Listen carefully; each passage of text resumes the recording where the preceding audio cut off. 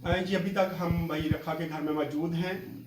आज इनके घर में कैरल थी, अभी हमने क्रिसमस केक भी काटा और कैंडलें भी जलाई गई। मैं चाहता हूँ भाई रखा से हम बात करेंगे कि भाई रखा के घर में आज कैरल आई, इनको कैसा लगा, कैसा इन्होंने महसूस किया और क्या इन्होंने पैगाम देना है आपको, ये भी इनसे बात करेंगे। जी भाई रखा।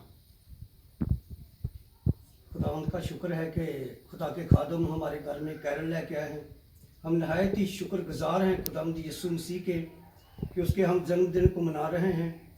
सब हमारी फैमिली खुश है और खुदा के खादम आए, हम बहुत खुश हैं। खुदा का शुक्र, खुदा की तारीफ हो। यीशु मसीह के नाम से मांगते हैं। हमें चैनल देखने वालों के लिए क्या पैगाम है, क्या मैसेज जो सुना है? जितने भी हमारे भाई हमारा चैनल दे रहे हैं, हम उसके लिए यही पैगाम देते हैं कि आप सभी खुदावंद की खुशी में शामिल हों और खुदा की जन्मदिन को मनाएं।